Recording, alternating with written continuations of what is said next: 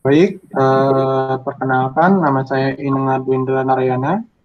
Eh, Kami dari kelompok 2 ingin membahas tentang lapangan hukum administrasi negara. Sebelum itu saya perkenalkan dulu dengan kelompok kami, yaitu ada Mario Silitonga, 20141011106, Kadek Hera Dwi Wayuni 201411107, Salsabila Syahrini Putri 201411108, dan saya Ineng Adwindra Naryana 201411109, dan Luh Nindita Pertami Dewi 201411110. Oke. Sebelum itu kita bahas tentang lapangan hukum administrasi negara. Itu kan ada jenis-jenisnya juga, dari umum dan khususnya. Menurut Van Vollenhoven yang mengutamakan teori residu menjelaskan bahwa lapangan hukum administrasi negara adalah sisa atau residu dari lapangan hukum setelah dikurangi hukum tata negara, hukum pidana material, dan hukum perdata material. Lapangan hukum administrasi negara dengan penekanan teori residu dalam praktiknya terbukti dengan melihat kurikulum di berbagai fakultas hukum menetapkan objek-objek hukum administrasi negara. Nah, HAN ini bisa dibagi menjadi dua, maksudnya ada umum dan khusus. Nah, umum dan khusus ini ada perbedaannya juga ya. Lapangan hukum administrasi umum ini lapangan hukum administrasi negara umum berarti peraturan-peraturan yang tidak terikat pada suatu bidang tertentu dari kebijakan penguasa. Contoh asas-asas hukum pemerintahan yang baik. Dan lapangan hukum administrasi khusus yaitu lapangan hukum yang adalah peraturan-peraturan hukum yang berhubungan dengan bidang-bidang tertentu dari kebijakan penguasa. Nah, contohnya itu adalah hukum atas tata ruang, IMB, dan lain-lain. Nah, perbedaan dari umum dan khusus ini adalah kalau umum ini tidak terikat dari bidang tertentu dari kebijaksanaan penguasa. Kalau khusus ini yang berhubungan dengan bidang tertentu dari kebijakan penguasa itu, dan contohnya itu yang seperti yang saya bilang, umum adalah yang asas hukum yang pemerintahan yang baik, dan kalau yang khusus itu contohnya hukum atas tata ruang dan IMB dan lain-lain. Oke, akan saya lanjuti ke slide selanjutnya yang akan dipresentasikan oleh Hera. Silakan. Hera.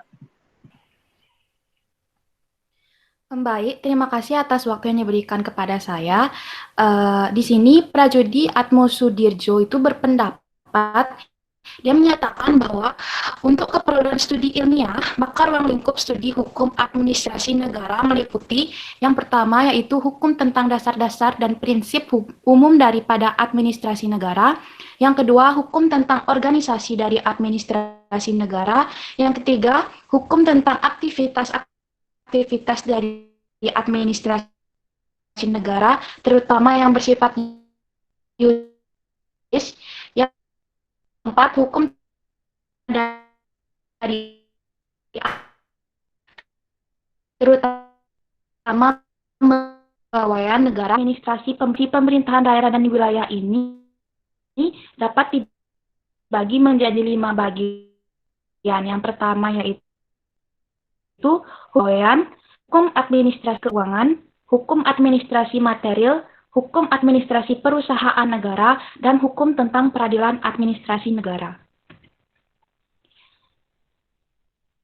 Selanjutnya, Kusumadi Puccio Sewojo itu mendasarkan pada Undang-Undang Dasar Sementara Republik Indonesia membagi bidang-bidang pokok yang merupakan bagian dari lapangan hukum tata usaha negara atau hukum administrasi negara yang dapat disebut sebagai berikut.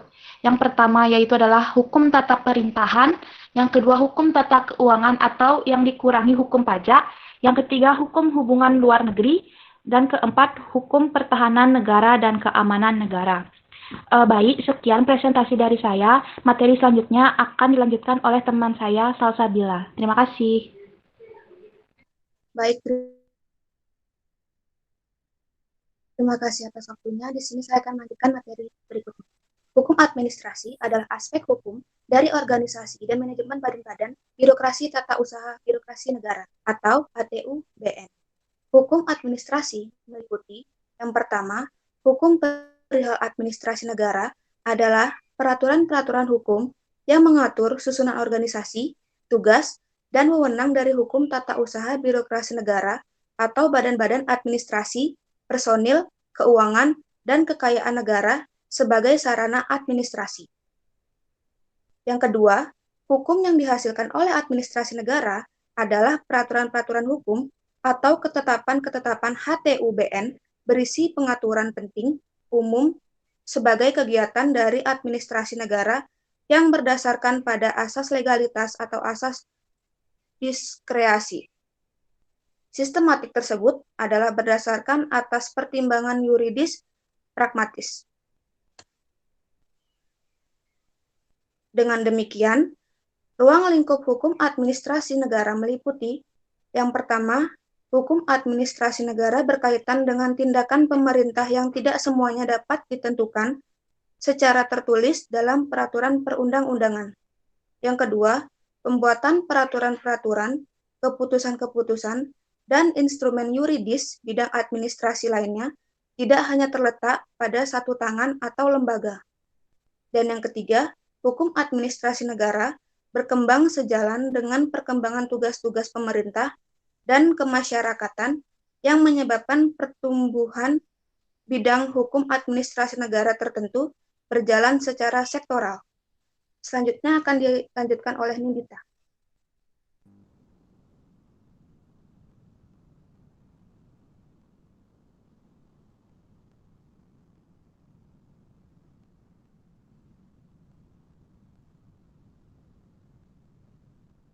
Baik, terima kasih atas kesempatan yang telah diberikan kepada saya, dan pada sesi kali ini saya akan membacakan mengenai teori-teori dalam lapangan hukum administrasi negara. Teori-teori dalam lapangan hukum administrasi negara terdapat 6 teori. Yang pertama yaitu teori Eka Praja atau yang disebut dengan Eka Tantra. Teori ini muncul di Eropa Barat pada abad ke-14 dan 15, yaitu dalam sistem pemerintahan monarki absolut, dan di mana kekuasaan negara berada di dalam satu tangan, yaitu seorang raja. Sistem pemerintahannya adalah sentralisasi, yaitu semua kekuasaan terpusat pada satu tangan, yaitu raja. Teori yang kedua yaitu teori Dwi Praja atau yang disebut dengan Dwi Tantra. Teori ini membagi fungsi pemerintah hukum administrasi negara dalam dua fungsi, yaitu menurut Hans Kelsen mengemukakan Irene Recht teori yang disebut dengan aliran Wina dan membagi kekuasaan negara dalam dua bidang. Pertama yaitu kekuasaan legislatif yang meliputi law critic function, dan yang kedua kekuasaan eksekutif yang meliputi legislative power dan judicial power. Dan kemudian Hans Kelsen membagi kekuasaan administrasi menjadi dua bidang, yaitu yang pertama political function yang disebut dengan government, dan yang kedua administrative function.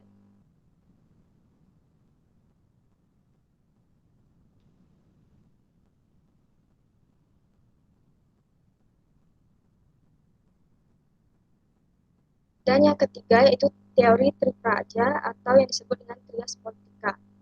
Ada dua pendapat. Yang pertama itu John Locke yang abad ke-17 membagi kekuasaan negara dalam tiga bagian yang masing-masing berdiri sendiri dan dipegang oleh alat-alat perlengkapan tersendiri pula, yaitu antara lain yang pertama kekuasaan legislatif, yaitu kekuasaan yang membuat undang-undang. Yang kedua itu kekuasaan eksekutif, yaitu kekuasaan untuk melaksanakan undang-undang. Dan yang ketiga itu kekuasaan federatif, yaitu kekuasaan yang tidak termasuk kekuasaan legislatif dan kekuasaan eksekutif seperti luar negeri. Dan yang kedua itu dikemukakan oleh Montesquieu yang membagi kekuasaan negara ke dalam tiga bagian yang masing-masing terpisah satu dengan yang lainnya dan dipegang oleh alat-alat. Bagian-bagiannya antara lain yang pertama kekuasaan legislatif, yaitu kekuasaan untuk membuat peraturan. Yang kedua kekuasaan eksekutif, yaitu kekuasaan untuk menjalankan peraturan. Dan yang ketiga yaitu kekuasaan yudikatif, yaitu kekuasaan yang mengadili atau mempertahankan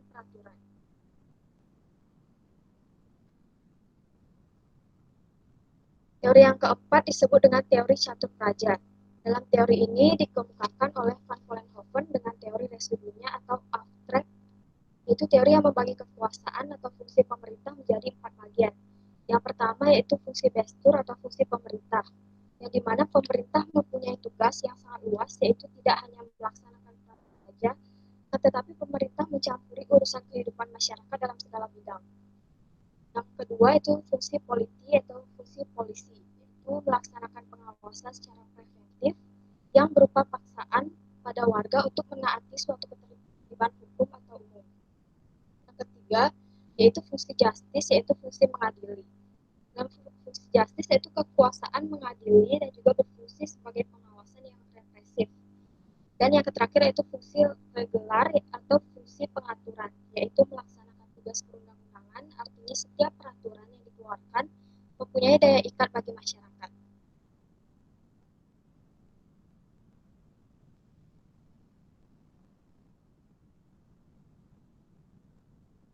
Yang kelima yaitu teori Pancapraja, yaitu teori yang dikembangkan oleh Dr. J.R. Stelina yang menambah satu fungsi dari tugas pemerintah, sehingga tugas pemerintah bukan lagi 4, akan tetapi menjadi 5 buah, yaitu yang pertama fungsi wetgaving, yaitu artinya perundang-undangan, yang kedua itu fungsi bestur, pemerintah, yang ketiga itu fungsi politi atau kepolisian, yang keempat yaitu fungsi rehstrak, yaitu pengadilan, dan yang kelima itu fungsi bankers, yaitu kewarganegaraan.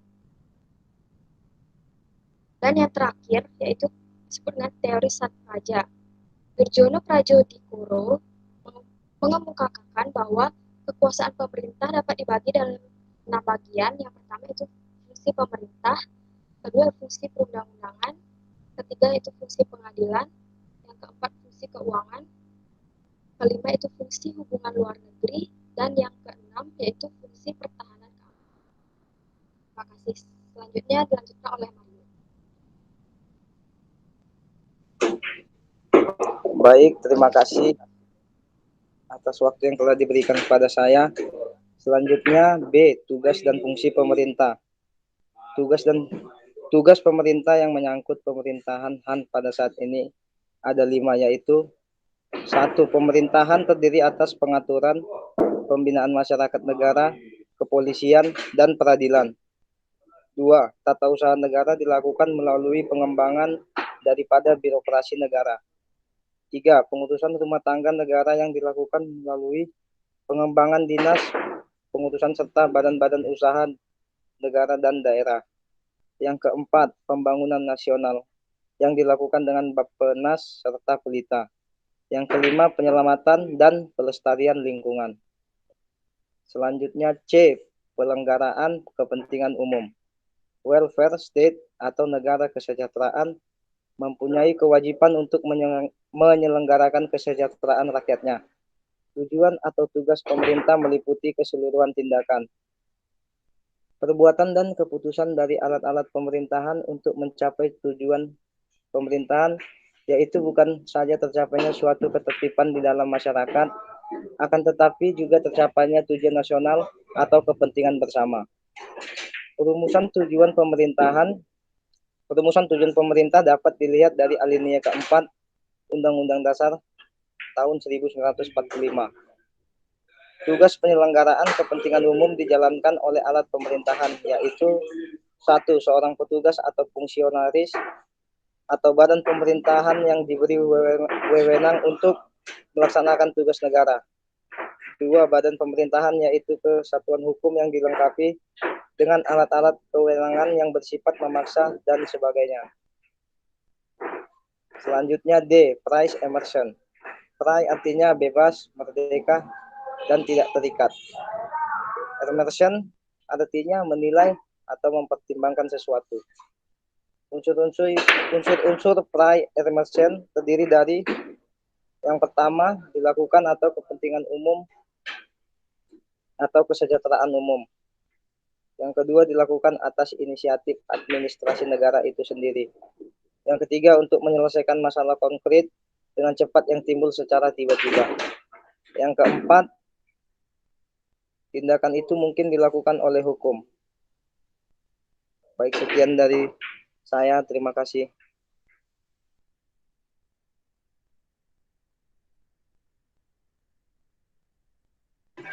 Oke, baik. Demikian dari kelompok kami mengenai lapangan hukum, mengenai lapangan hukum administrasi negara. Apabila ada kesalahan, mohon maaf dan maafkan kami tanya agak kayak gini. Sekian, terima kasih.